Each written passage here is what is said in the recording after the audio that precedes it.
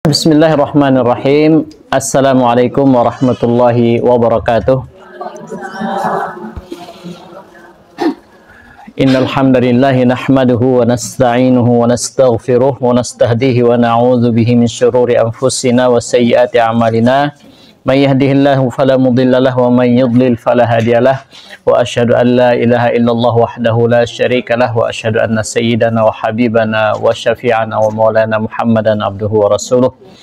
Allahumma salli wa sallim wa zid wa barik wa an'im ala sayyidina wa habibina wa syafi'ina wa maulana Muhammad.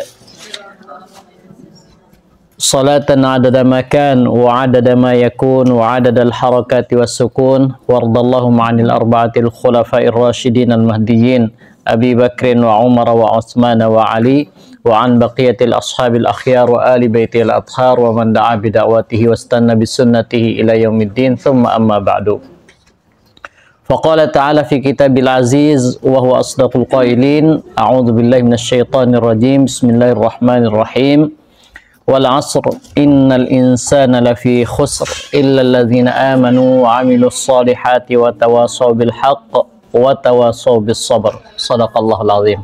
Jamaah sekalian yang dimuliakan Allah, alhamdulillah pada pertemuan ini insyaallah kita akan melanjutkan untuk membahas kitab jual beli ya.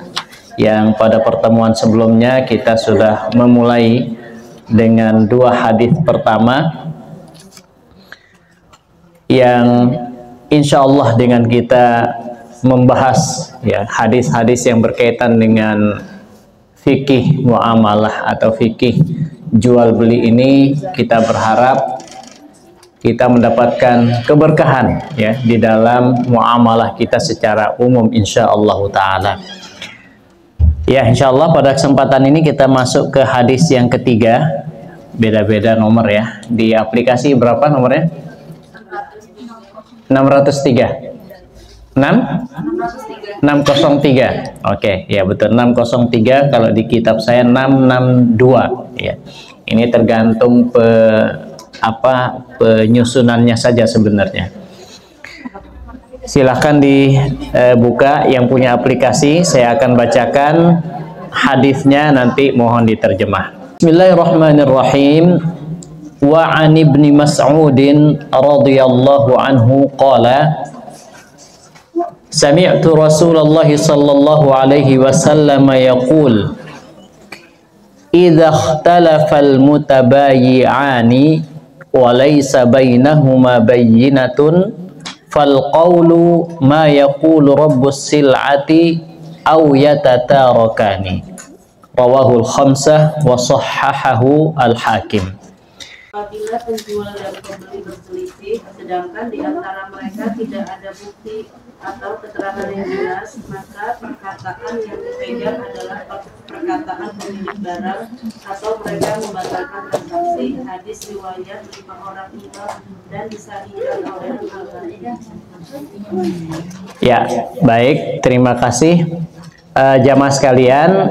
Ini adalah salah satu di antara hadis Rasulullah SAW yang berkaitan dengan tata cara ataupun hukum-hukum yang ada di jual beli. Rasulullah SAW bersabda, "Idza ikhtalafal mutabayyi'ani wa laysa bainahuma bayyinatun fal qawlu ma yaqulu rabbus sil'ati aw yatatarakani."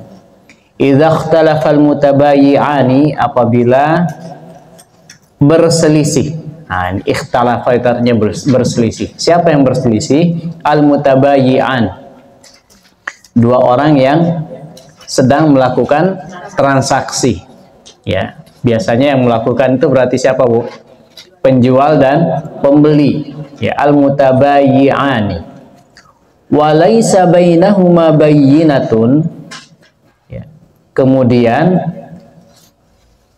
ketika ya terjadi perbedaan pendapat tadi itu, mereka tidak punya bayyinah, saksi, baik itu orang ataupun tulisan ataupun yang lainnya. Maka apa yang digunakan, yang menjadi patokannya adalah fal qawlu ma yaqulu rabbus sil'ah. Maka ucapan yang dijadikan landasan hukum adalah yang digunakan atau ma yaqulu rabbus sil'ah, apa yang dikatakan oleh pemilik barang. Ya, rabbus sil'ah artinya penjual. Au yatatarakani, atau mereka saling menggagalkan transaksinya. Jadi ini kaidah yang diajarkan oleh Rasulullah Sallallahu Alaihi Wasallam di dalam jual beli ketika terjadi perselisihan antara penjual dan pembeli. Karena seperti yang sudah dijelaskan pada pertemuan sebelumnya, jual beli ini adalah di antara min fadail al-kasb, di antara pintu usaha atau pintu rezeki yang paling mulia itu adalah apa? Jual beli. Apa kata Rasulullah SAW di hadis yang pertama? Amalur rajuli biyadihi. Profesi yang terbaik itu adalah amalan atau pekerjaan seseorang dengan tangannya. Artinya dia membuat kerajinan, dia membuat apa saja yang artinya itu adalah merupakan hasil karya dia sendiri. Kemudian yang kedua, wa kullu bai'in mabrur. Jual beli yang baik, jual beli yang diterima oleh Allah Subhanahu wa taala. Nah, bagaimana jual beli yang diterima itu? Ya, jual beli yang ada taradin, yang ada saling keridhaan antara penjual dan pembeli. Nah, di dalam hadis ini tadi disebutkan ada beberapa pelajaran yang bisa kita ambil dari hadis ini, ya. Pertama, yadullul haditsu ala annahu idza hasala khilafun bainal bai'i wal mushtari wa laysa lada ahadihima bayyinah fa innal qawla huwa qaulul bai' ma'a yaminihi.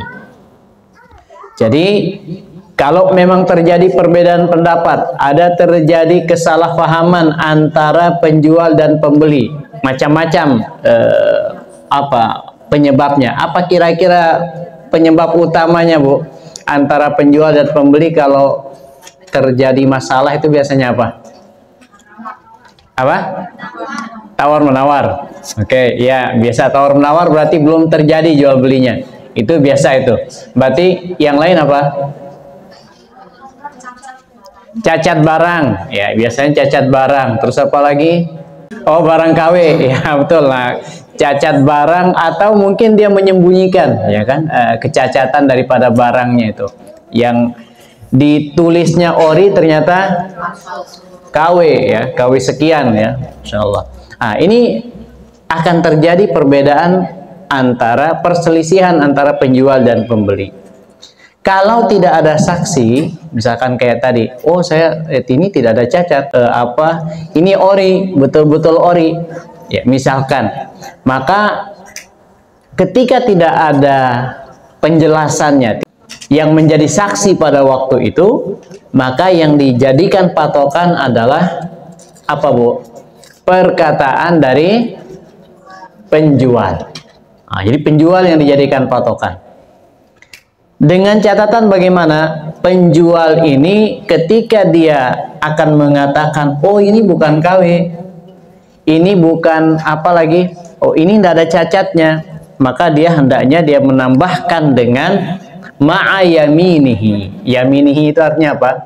Dia bersumpah, ya. Jadi seorang penjual tadi dia bersumpah. Nah, itu kaidahnya demikian, ya. Anna man kana qawlahu fa alaihi yamin. Jadi memang seperti itu ungkapan yang diajarkan oleh Rasulullah sallallahu alaihi wasallam tadi, ya. Nah, itu kaidahnya juga adalah siapa yang diambil perkataannya, maka dia yang menggunakan sumpahnya. Nah, itu menjadi patokannya. Pelajaran yang kedua, yutabbaqu fi hadza ma rawahu al-Baihaqi, ya. Jadi yang sesuai dengan hadis ini adalah apa yang diriwayatkan oleh Al-Imamul Baihaqi juga di dalam hadis yang lainnya, yang mengatakan Wa ba'duhu fi sahihaini, ada juga di hadis Bukhari dan Muslim dari Anas bin Malik radhiyallahu anhu bahwasanya Rasulullah sallallahu alaihi wasallam mengatakan al-bayyinah 'alal mudda'i wal yaminu 'alal munkir. Jadi saksi itu ya, atau apa saksi itu bagi orang yang mengaku, ya, al-bayyinah 'alal mudda'i, bukti, ya, saksi atau bukti, yang lebih umumnya adalah bukti bagi yang menuntut. Nah, kemudian apa? Wal yaminu 'alal munkir. Nah, biasanya yang menuntut itu adalah tadi siapa, Bu?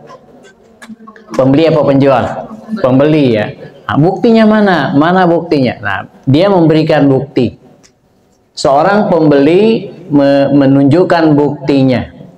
Nah, kalau tidak ada bukti tadi itu, maka wal yaminu 'alal munkir. Nah, jadi sumpah atas yang mengingkari daripada bukti tadi itu. Nah, jadi seperti itu penjelasannya.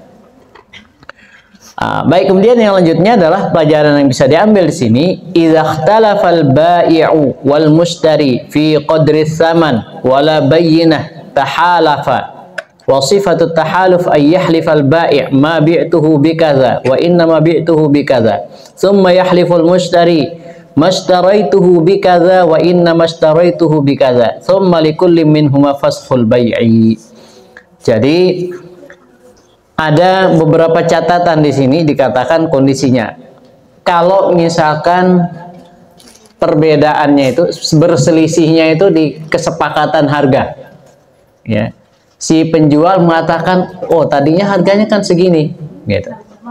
Kemudian penjual juga mengatakan harganya segini, ya. Mana yang diambil perkataannya, Bu? Penjual apa pembeli? Ya, dua-duanya di sini bersumpah.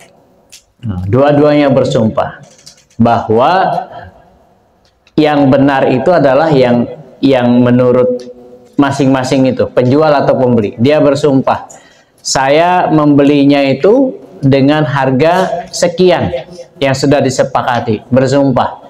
Begitu juga penjual, saya menjualnya dengan harga sekian. Kemudian apa? Tsumma likulli minhuma faskhul bai'. Ya. Ketika dua-duanya tidak ada kesepakatan, maka dipisah, ya, artinya digagalkan transaksinya. Ya. Jadi ini diantara hal-hal yang berkaitan dengan hadis ini, ya. Dan banyak lagi, ya, ala kulli hal kita mencoba untuk mengambil mengambil beberapa contoh saja dari hadis ini, yang intinya kita punya kaidah al-qaulu ma yaqulu rabbus sil'ati aw yatatarakani. Jadi yang dijadikan patokan adalah perkataan daripada penjual dengan sumpahnya, atau kalaupun tidak, yatatarakani, digagalkan transaksinya. Wallahu a'lam. Nah, ini hadis yang ketiga insyaallah taala. Baik, sekarang kita lanjutkan ke hadis berikutnya. Wa an Abi Mas'udin Ansari radhiyallahu anhu anna Rasulullah sallallahu alaihi wasallam naha an thamanil kalbi wa mahril baghi wa hulwanil kahini, muttafaqun alaihi. Ya, silahkan, ada yang mau baca? Al-Ansari radhiyallahu anhu bahwa Rasulullah sallallahu alaihi wasallam melarang mengambil uang penjualan anjing, uang pelacuran, dan uang berkenan. Ya, terima kasih. Ya, ini hadis juga bisa dikatakan sangat pendek, tapi banyak sekali pelajaran yang bisa diambil. Ini adalah ucapan daripada Abi Mas'ud radhiyallahu anhu yang mendengar apa yang dikatakan oleh Rasulullah sallallahu alaihi wasallam. Beliau mengatakan anna Rasulullah sallallahu alaihi wasallam naha an thamanil kalbi. Sesungguhnya Rasulullah sallallahu alaihi wasallam melarang an thamanil kalbi, harga anjing. Ya, artinya seseorang berjual beli anjing. Ya, harganya itu dilarang oleh Rasulullah sallallahu alaihi wasallam. Kemudian yang kedua apa? Wa mahril baghi. Ya, dikatakan di sini adalah mahar. Mahar itu artinya hasil. Bukan maksudnya mahar itu adalah mahar seperti nikah, ya. Artinya hasil dari al-baghi, ya, perzinaan. Nauzubillahi min zalik. Ya. Kemudian wa hulwanil kahini, dan upah daripada perdukunan atau paranormal. Nah, beberapa pelajaran di sini yang bisa kita ambil adalah bahwa yang pertama, di dalam syarahnya disebutkan Allah Subhanahu wa taala berfirman, a'udzubillahi minasyaitonirrajim, bismillahirrahmanirrahim, ya ayyuhalladzina amanu kulu min thayyibati ma razaqnakum washkuru lillahi in kuntum iyyahu ta'budun. Jadi Allah Subhanahu wa taala mengingatkan kita di dalam firman-Nya, hai orang-orang yang beriman. Jadi orang-orang yang beriman diperintahkan untuk apa di sini? Kulu min thayyibati ma razaqnakum. Makanlah yang baik-baik dari yang kami telah rizkikan. Ini yang membedakan antara orang yang beriman dengan yang tidak beriman, Bu. Orang yang beriman itu diingatkan oleh Allah untuk memperhatikan makanannya. Karena makanan ini diantara salah satu yang sangat-sangat akan dipertanggungjawabkan nanti di hari kiamat. Makanya di dalam ayat itu banyak sekali. Pertama adalah halalan thayyiban. Ya, disuruhnya itu dicari yang halal. Kemudian yang kedua thayyib, baik. Karena ini adalah yang beriman. Kalau di ayat yang sebelumnya di surat Al-Baqarah, ya ayyuhan nas, manusia pun disuruh untuk apa? Cari makanan yang halal dan thayyib. Orang beriman sudah jelas, yang halal itu sudah jelas, wajib untuk dia dapatkan. Maka Allah Subhanahu wa taala firmankan, ya ayyuhalladzina amanu kulu min thayyibati ma razaqnakum. Makanlah dari rizki-rizki yang baik, ya, yang telah kami rizkikan kepadamu. Washkuru lillahi in kuntum iyyahu ta'budun. Ya, dan bersyukurlah kepada Allah apabila kalian hanya menyembah kepada Allah Subhanahu wa taala. Dari ayat ini Allah mengingatkan kita untuk apa? Mencari yang halal-halal tadi, dan yang dihalalkan oleh Allah itu pasti yang baik-baik. Sementara yang diharamkan pasti yang tidak baik, yang buruk. Ya. Fal makasibul khabithah harramaha fakana mimma harrama ma jaa fi hadzal hadis. Jadi yang buruk-buruk, ya, itu dilarang oleh Allah. Nah, di antara perbuatan, pekerjaan yang buruk itu adalah yang ada di dalam hadis ini. Ya. Yang pertama disebutkan tadi apa, Bu? Naha an thamanil kalbi. Rasulullah SAW melarang untuk memakan hasil jualan dari anjing. Nauzubillahi min dzalik, a'azzakumullah. Jadi anjing ini disebutkan, ya, di dalam syarahnya di sini disebutkan al-kalbu anjasul hayawanati wa aqdharuha fanajasatuhu la yatatahhar aw la yutahhiruha illa turab ma'a takriril ghusli aw ghusli sab'an fanaha 'an iqtina'ihi wa bai'ihi wa ittikhadhihi ma lam tashtaddul hajah ilaihi. Jadi kalau ditanya di antara hewan yang paling najis itu apa, Bu? Ya, guguk ini ya, guguk ya, atau anjing. Ya. Kenapa? Ya, dia itu tidak bisa suci kecuali dengan apa? dengan tanah, ya. Setelah dibasuh 7 kali dengan air, baru ditambahkan dengan tanah, ya. Maka seseorang itu dilarang juga di dalam hadis yang lain untuk memelihara anjing, apapun alasannya, kecuali betul-betul darurat untuk apa? Penjagaan lihirasatil ghanam awiz zara', untuk menjaga apa? Binatang ternaknya, ya, kalau ada yang peternak, ya. Kemudian apa? Untuk tanamannya, ya. Atau untuk berburu, maka ini diperbolehkan, ya. Sementara kalau selain itu, maka itu dilarang, ya.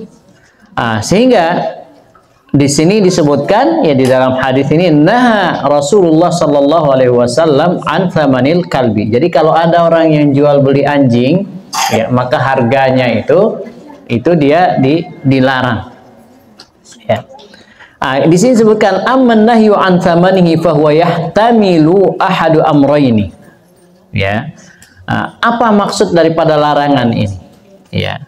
Ada 2 kemungkinan kalau disebutkan di sini. 2 kemungkinan. Yang pertama adalah annan nahya an thamanihi li'annahu haramun wa hadza yaqulu bihi man yara butlana bai'ihi wa tahrimu thamanihi wa hum jumhurul ulama wa minhumul a'immah ats-tsalatsah sawa'un jazaq tina'uhu aw la. Jadi larangan pertama itu penyebabnya adalah, atau kemungkinannya adalah, li'annahu haramun, karena memang dia diharamkan, ya, diharamkan perjualbeliannya tadi itu, ya. Sehingga karena dia batal jual belinya, transaksinya itu dibatalkan karena dia memperjualbelikan sesuatu yang najis, maka disinilah, ya, harganya itu pun dijadikan haram, ya, demikian. Dan itulah pendapat dari jumhurul ulama, mayoritas dari para ulama itu menggunakan pendapat ini, ya. Kemudian yang kedua, ada juga yang berada pendapat dari al-Imam Abu Hanifah, fayara sihhata bai'ihi wa ibahatu thamanihi wan nahyu anhu innama huwa lidana'atihi la li tahrimihi warrajih wal qaulul awal. Al-Imam Abu Hanifah, mazhab Hanafi, itu mengatakan dia tidak sampai haram. Haram dalam artian apa tadi? Dia tidak sampai membatalkan transaksinya. Jual belinya sah. Jual beli kambing lagi. Kalau kambing udah jelas, ya, boleh. Anjing itu jual belinya sah, ya, ini menurut Imam Abu Hanifah. Harga daripada jual belinya juga diperbolehkan. Wan nahyu anhu innama huwa lidana'atihi. Jadi dilarangnya di sini sampai karena sifatnya lebih kepada sesuatu yang sangat kotor, karena dia rendah, hina. Itu menurut pendapat Abu Hanifah. Nah, di sini pendapat yang dikuatkan adalah pendapat yang pertama tadi. Ya, dia diharamkan harga daripada jual belinya tadi. Wallahu a'lam bishawab. Di sini nanti akan dijelaskan, ya, penjelasan tentang hadis illa kalba saydin tadi. Ya, akan ada hadisnya lagi tentang anjing yang untuk berburu itu. Ya, bagaimana penjelasannya kita akan lihat nanti di hadis berikutnya. Kemudian yang kedua yang dilarang di dalam hadis tadi ini adalah wa mahril baghi. Apa itu? Hasil atau upah seseorang yang berzina, ya. Nauzubillahi min dzalik. Orang yang melacur, ya. Az-zina min a'zamil ma'asi, ya. Kalau tadi binatang yang paling najis itu adalah anjing, maka perbuatan yang paling tercela itu adalah maksiat, yang paling tercela adalah berzina. Nauzubillahi min dzalik. Wa afhashil munkarat fama yu'khadhu alaihi min ajrin fahuwa khabithun haramun. Jadi ketika seseorang mengambil upah dari perbuatan yang sangat tercela tadi, maka dia itu adalah khabith, haram. Ya, dia telah tercela, ya, sangat buruk dan diharamkan. Sawaun kanat az-zaniyatu hurratan aw amah. Baik, ya, sama saja. Baik yang berzina itu hurratan, dia itu merdeka, atau budak. Ya, kalau di zaman ini sudah tidak ada budak, ya, berarti yang biasa atau yang melakukan berzina itu naudzubillah adalah mereka juga adalah orang yang merdeka. Ya, maka ini juga diantara sesuatu yang sangat-sangat dicela di dalam agama kita. Naudzubillahi min dzalik. Kemudian ya, larangan yang ketiga, iddi'a'u ilmil ghaibi. Nah, ini tadi disebutkan adalah tentang wa hulwanil kahin, artinya upah daripada dukun paranormal. Nah, ini juga jasa yang tidak dibenarkan. Ya, tadi barangnya adalah anjing, kemudian yang kedua itu jasa, ya, perzinaan, kemudian jasa perdukunan. Nah, perdukunan ini juga dilarang di dalam agama kita. Ya, dukun itu biasanya apa yang dilakukan, Bu? Kenapa orang datang ke dukun? Nah, apa yang paling menarik dia ke situ itu gara-gara apa biasanya? Oke, melihat masa depan, betul tadi. Terus apa lagi? Sakit hati, ya. Ya. Cinta ditolak, dukun bertindak. Wow, bahaya juga, ya. Iya. Ya, salah satunya di antara iddia ilmil ghaib. Orang itu merasa terkesima dengan dukun itu karena dia itu mengaku bisa tahu masa depan tadi. Hal-hal yang gaib ditahu oleh dukun. Ya, padahal dukun itu sama saja dengan manusia yang biasa. Ya. Dan pengakuannya mengetahui yang akan datang itulah yang sebenarnya justru dosa yang besar. Karena itu hanya milik daripada Allah Subhanahu wa ta'ala. Allah yang maha mengetahui, alimul ghaibi wasyahadah. Alimul ghaibi fala yudhiru ala ghaibihi ahada. Allah yang maha mengetahui yang gaib. Ya. Nah, dukun-dukun itu hanya sebatas mengaku, ya, meramal-ramal. Makanya dikatakan kan orang meramal. Ya, dia meramal. Nah, orang yang ketika dia datang kepada dukun, itu artinya orang tersebut sudah melakukan dosa yang sangat besar. Apalagi kalau sudah datang ke dukun, sekarang dukun mungkin tidak pakai istilah upah, ya, mungkin mahar bahasanya. Kalau lebih dikerenkan lagi dikit gitu, mahar. Misalkan di rumahnya suka ada yang ganggu, suka ada penampakan, ya, kelambunya, hordengnya gerak-gerak sendiri, ya, apalagi ya kompor sama pancinya berantem gitu, ya. Nah, itu datangnya kemana? Datang ke yang aku orang pintar, ya, paranormal. Oh, nanti orang pintarnya, oh ini ada 10 di situ jinnya, ada 20 di sini, ada 100. Ini setannya pengen ngopi nih, gitu kan? Oh, ini harus dikasih paku paku bumi, maharnya 100 juta. Ngeri-ngeri lagi, Bu, ya. Mahar yang diminta itu di luar jangkauan akal kadang. Ini hal-hal yang seperti ini yang di dalam Islam itu dilarang. Istimta itu apa maksudnya? Istimta itu artinya simbiosis mutualisme antara dukun dengan jin.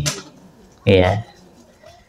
Dukun kalau dia sudah ngaku-ngaku dukun, terus dia betul-betulan kelihatan itu memang dia bisa meramal dan seterusnya, biasanya itu adalah karena bantuan jin. Iya, artinya dia bekerja sama dengan jin, dan itu nanti di hari kiamat, ya, nanti mereka saling akan saling mengadu nanti di hadapan Allah. Rabbana istamta'a ba'duna bi ba'din wa balaghna ajalana alladzi ajjalta lana. Ya, dan seterusnya, ya. Dan Allah mengatakan, ya, qalan naru maswaakum. Tempat kalian itu di neraka. Nauzubillahi min dzalik. Maka Rasulullah SAW di dalam hadis yang lain mengatakan, man ata arrafan fasaddaqahu bima yaqul faqad kafara bima unzila ala Muhammad. Dari sisi dukunnya itu sudah dikatakan dilarang dengan hadis yang tadi. Dari sisi yang datang itu pun dilarang oleh Rasulullah sallallahu alaihi wasallam. Man ata arrafan, siapa yang datang kepada arraf, orang-orang yang sok tahu, ya, arraf itu kan sok tahu, paranormal, ya. Fasaddaqahu bima yaqul, kemudian dia percaya apa yang dikatakan. Ya. Oh, ini yang yang bikin hal ini bukan orang jauh nih. Nah, biasanya kan begitu kalau orang apa? Dukun kan begitu. Ini bukan orang jauh nih, ya, yang bikin ibu sakit ini bukan orang jauh. Nah, itu kan udah mulai mikir-mikir tuh, siapa ini ya? Orang jauh bisa jadi tetangganya, sahabatnya, ya. Kemudian apa? Oh, ini dia orangnya iri, ya, dan macam-macam. Ah, itu kan namanya apa? Fasaddaqahu bima yaqul. Kemudian dia mempercayai apa yang dikatakannya.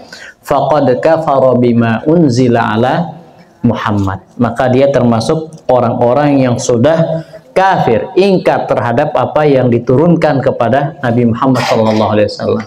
Jadi sampai dihukumkan nauzubillah kafir. Walaupun kafirnya di sini adalah kufrun duna kufrin.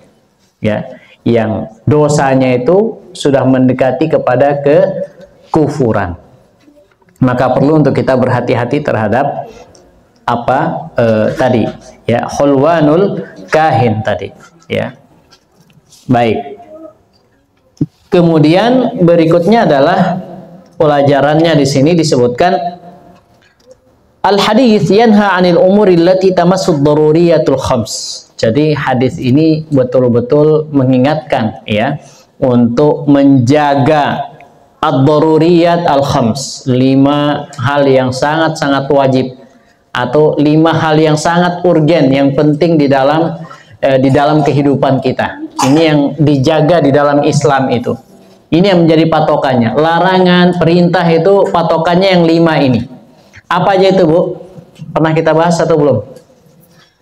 Kemarin, ya, sebelumnya. Ya. Kalau belum, ya mungkin bisa kita catat. 5 hal ini yang menjadi patokannya. Pertama adalah hifzuddin. Ya, hifzuddin. Ya. Apa artinya hifzuddin? Menjaga agama kita supaya murni, bersih, ya, akidahnya, tauhidnya, ibadahnya, muamalahnya, dan seterusnya. Jadi semua perintah-perintah ataupun larangan itu ujungnya adalah bagaimana supaya agama kita terjaga. Hifzuddin.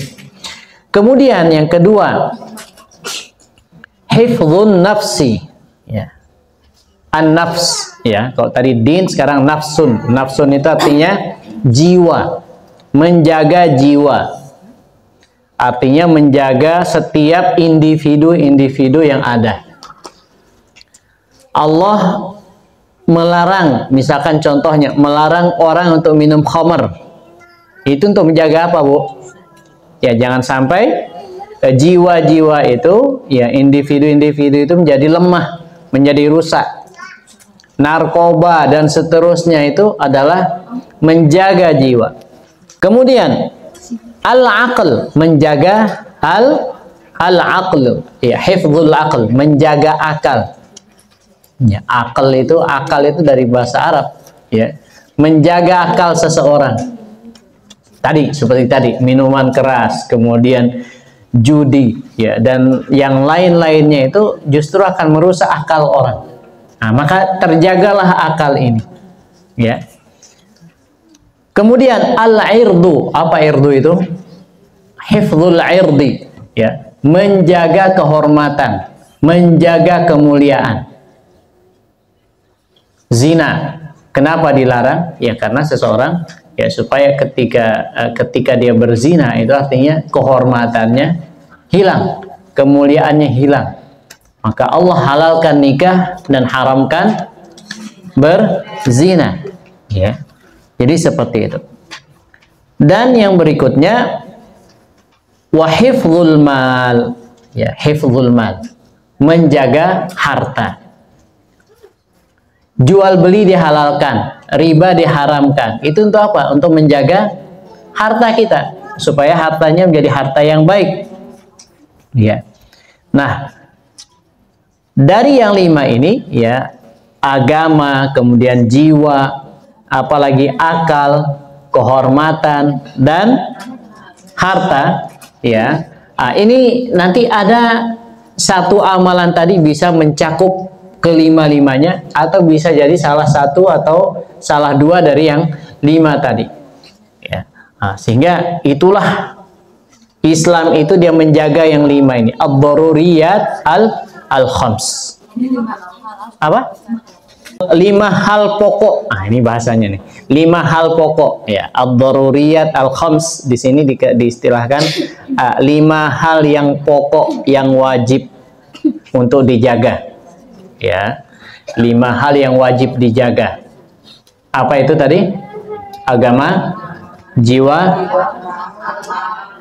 akal, kehormatan dan harta. Nah, jadi semua lihat aja syariat Islam itu pasti intinya, visi misinya itu adalah untuk menjaga yang 5 ini. Ya, jadi seperti itu. Zakat. Kenapa kok kita diperintahkan untuk berzakat? Untuk menjaga harta, larinya kepada harta. Salat untuk apa?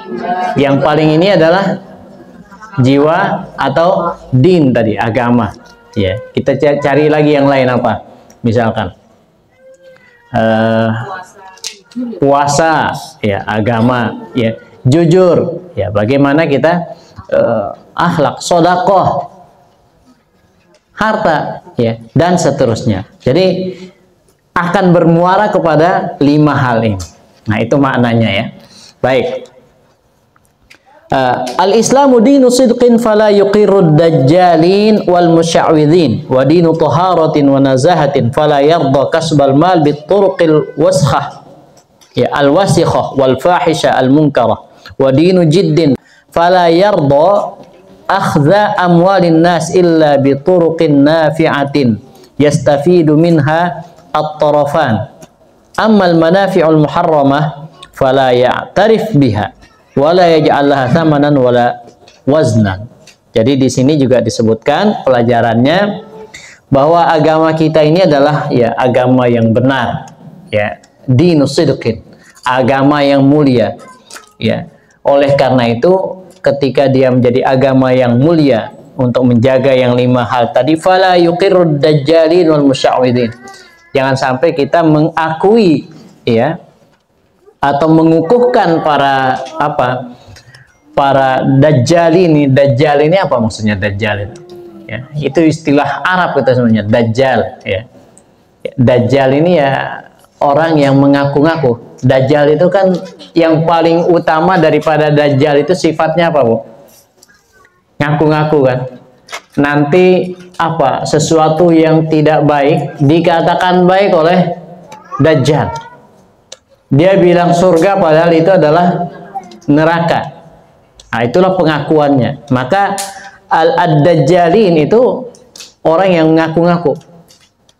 Maka berhati-hati kita dengan orang-orang yang mengaku-ngaku itu. Jadi pakai logika dulu sekarang. Pergunakan akal kita sebelum sebelum memutuskan sesuatu. Ya. Karena banyak akan kita temukan baik di dunia maya maupun di dunia nyata hal-hal yang tadi itu. Ya, kalau dunia nyatanya mungkin jarang kita berhubungan, tapi ketika dunia maya, wah nanti semua akan muncul itu. Ya, adalah orang yang ngaku bisa begini, ngaku bisa begitu, yang sifatnya itu adalah tidak dibenarkan. Ya. Nah, jadi sekarang semua bisa viral ya kan Bu ya. Nah, santet pun, dukun santet pun bisa viral gitu kan, ya. Ngaku nyantet, padahal orang nyantet tuh biasanya gimana? Diam-diam kan, ya.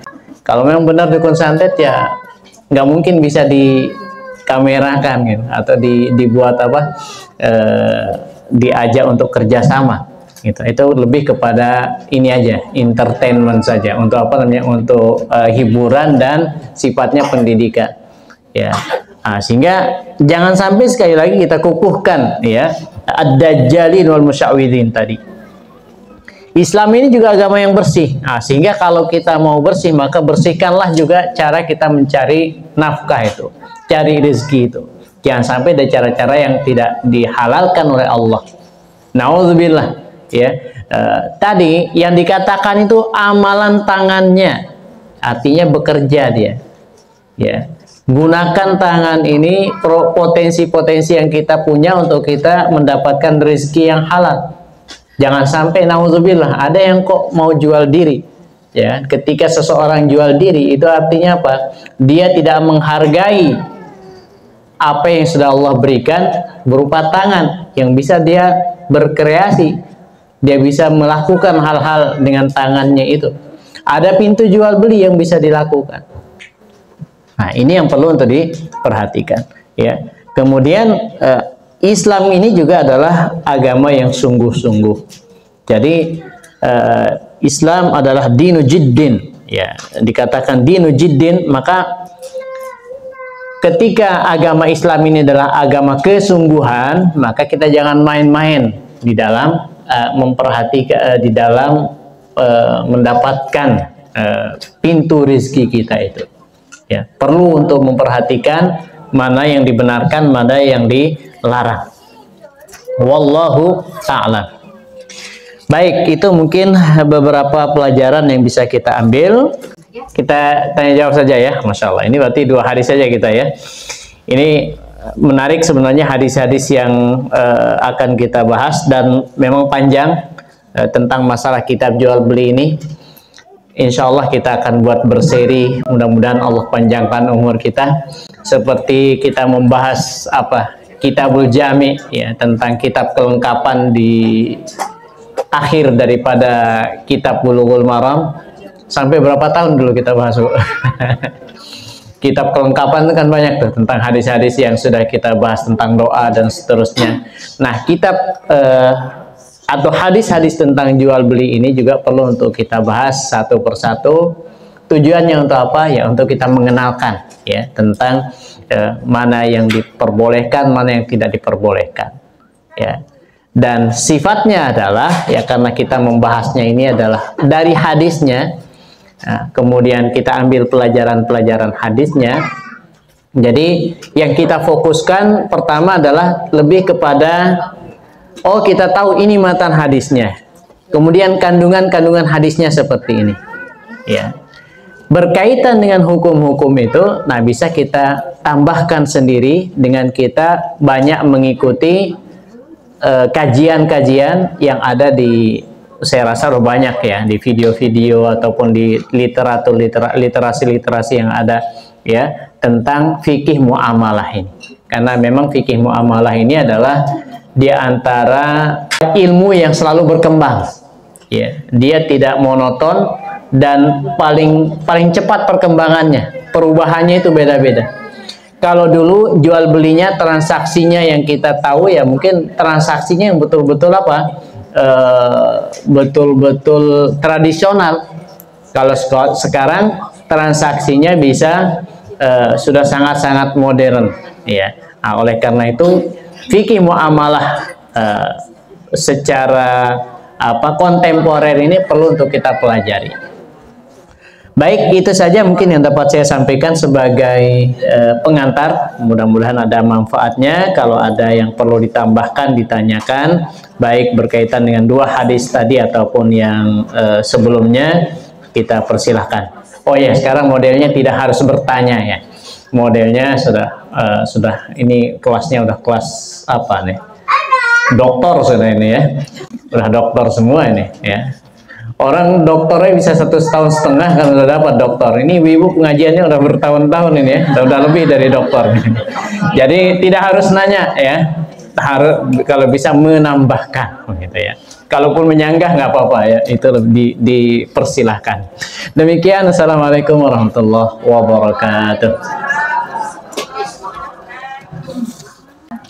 Bagaimana hukum spekulasi atau trading seperti saham komoditas atau saham forex? Kan kalau dulu kita tadi sudah disampaikan Pak Ustadz, sudah jual beli itu kita sudah paham dan harus jelas ya Pak Ustadz. Sedangkan sekarang di komoditas saham, di forex itu banyak yang menjelaskan kalau ini sudah pasti loh untuk mendapatkan banyak poin-poin, banyak keuntungan gitu Pak Ustadz. Nah, apakah ini termasuk dalam larangan ketidakpastian yang disebutkan pada hadis atau bagaimana?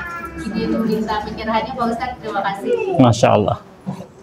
Ya, ini betul seperti yang diprediksikan tadi ya. Pertanyaannya udah setingkat dokter udah ini, banyak profesor ngeri ini, bingung kita untuk jawab nih ya. Masya Allah. Forex ya istilahnya ya. Ya, era kita ini memang istilahnya apa? Vintage ya, apa namanya? Finansial teknologi. Ya, memang udah lebih banyak kepada kalau mau dapat duit, dapat uang itu udah pakai harus bawa mainnya teknologi sekarang. Ya. Orang bisa punya apa? Punya perusahaan, punya karyawan banyak, duit banyak, ya. Padahal orangnya cuma sendiri. Bisa aja kan? Ya, dengan modal apa sekarang? AI ya atau AI itu ya. Itu dia punya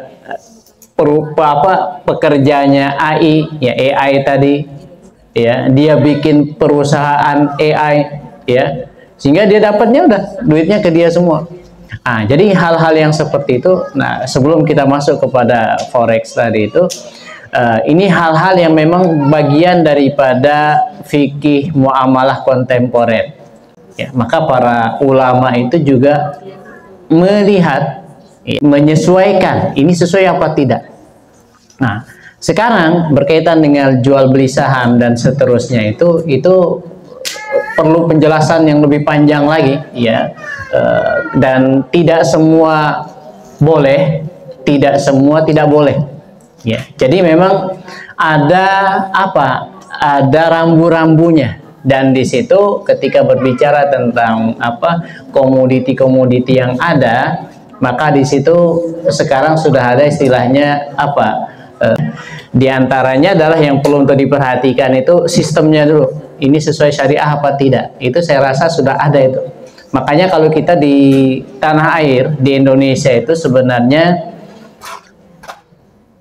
yang mengatur itu sudah ada, ya, atau yang mengawasi minimal. Itu yang dinamakan DSN. Apa itu DSN? Dewan Syariah Nasional. Jadi Dewan Syariah Nasional ini di bawah Majelis Ulama Indonesia yang mereka betul-betul fokus di dalam masalah masalah fikih muamalat ya, kontemporer ya.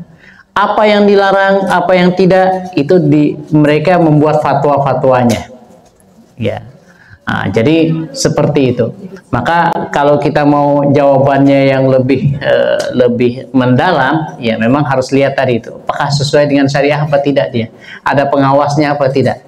Nah, karena jual beli saham tadi itu ya sebenarnya sama aja dengan jual beli yang biasa. Ada potensi untung, potensi ruginya. Nah, sehingga itu sebenarnya tidak ada masalah dari segi jual belinya. Ya. Yang menjadi patokannya adalah tadi, ini apa yang pertama yang diperjualbelikan itu. Masuk kepada yang dilarang apa yang tidak. Nah, misalkan kayak jual beli kalau saham itu apa? Ada nggak orang punya saham, nauzubillah, miras misalkan. Miras itu apa? Minuman keras. Ya. Nah, miras ini berarti secara ainnya itu sudah tidak diperbolehkan. Maka boleh tidak kita jual beli mirasnya? Tidak. Nah, jadi lihat ke situnya dulu. Nah, kemudian nanti dilihat kepada sistemnya tadi itu. Ya. dia ada unsur judinya apa tidak.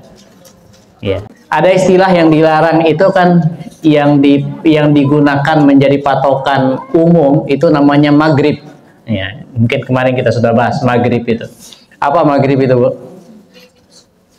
Maisir. Nah, maisir itu judi. Ada unsur judinya. Jual beli itu menjadi dilarang ketika ada unsur judinya. Ya.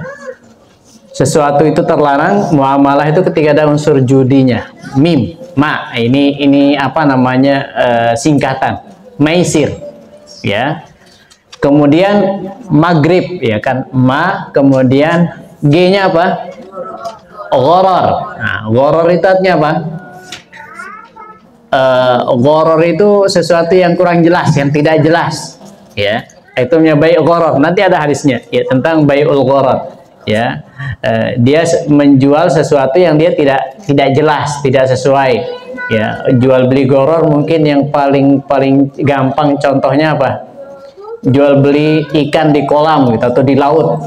Nah, saya mau jual ikan yang di laut itu silahkan ambil sendiri gitu kan. Nah, itu hanya gharar itu. Sesuatu yang tidak ketahuan barangnya. Ya. Kemudian ri itu apa? Riba. Nah, kalau ada unsur ribanya, nah, maka berarti jual belinya tidak dibenarkan. Kemudian B yang ba, maghrib, ba itu batil. Ya, jual beli dengan cara yang batil. Ya, batil artinya adalah ya mungkin tidak sesuai kesepakatan dan seterusnya. Wallahu a'lam. Mungkin begitu, Bu, ya. Penjelasan secara umumnya dulu tentang masalah tadi itu. Ya. Nanti kalau mungkin lebih jelasnya bisa kita buka-buka di literasi-literasi yang ada. Begitu.